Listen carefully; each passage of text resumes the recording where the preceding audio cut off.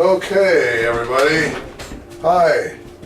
How's everybody today? I'm Randy Martin, and this is a report on a project that I've been working on for actually many years, which is coming close to being finished.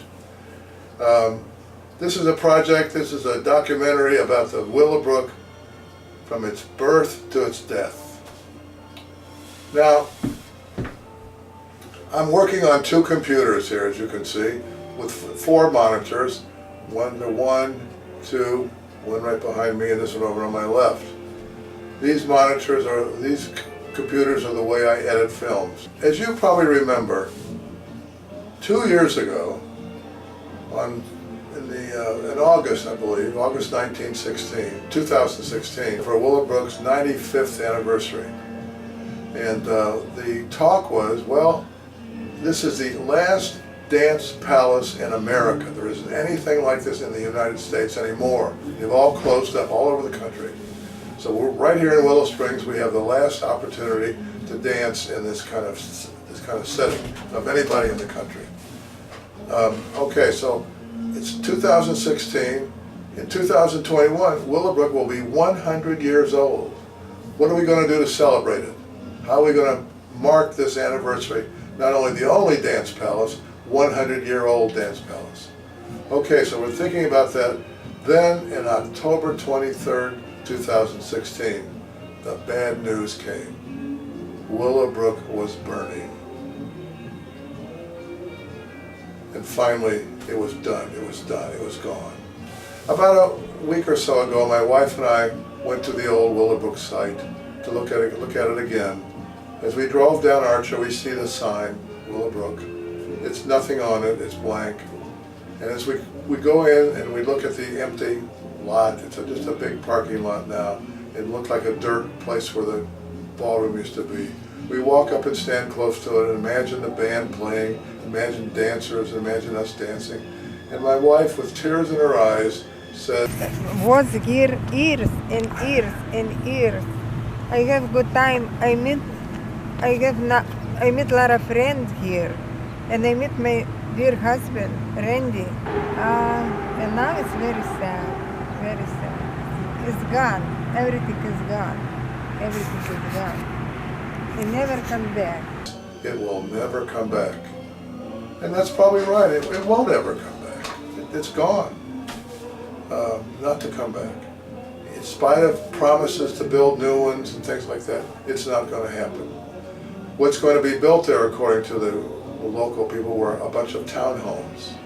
So maybe the sign will remain showing this as the Willowbrook townhomes, I don't know. But we can recreate some of the Willowbrook experiences through the medium of video and films and memories and talk and writing and interviews. And that's what this documentary is all about. Right there was the ballroom. You drove your car underneath the canopy, parked in the enormous lot, and then walked inside and began the wonderful journey.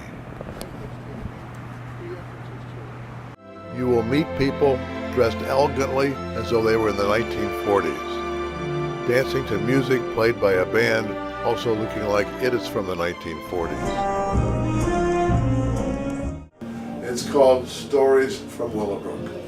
The person who built Willowbrook, John Verdebar, starts out with his birth back in Slovenia, how he came to the United States, worked in Upper Michigan in the mines, then to Chicago where he basically organized the Slovenian National Benefit Association, then to Willow Springs where he built a small little pavilion called O. Henry, after a candy bar that was famous in those days.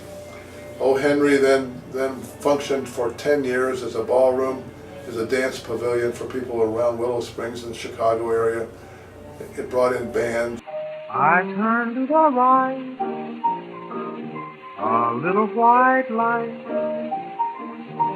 will lead you to my new heaven. And then in 1930, it burned to the ground, completely destroyed in just a few hours. Why? Well, no one knows, of course, except the thinking is that it's because John Verdebar would not give in to Al Capone and would not pay protection, so he paid for it in terms of the fire. 1 year later, the Willowbrook as we knew it was born. A beautiful building with a 6,000 square foot dance floor, all sorts of amenities inside of it, which then functioned, as we know, for the next 85 years, accepting dancers, presenting music, giving opportunities to a wonderful, wonderful, wonderful venue until it was the only one left in the United States. Now, behind me are these 4 monitors I'm saying. Over here on this monitor is I think you can see playing the Halloween dance, which was in Glendora, which is substituting for the old Willowbrook, but the crowd is Willowbrook crowd.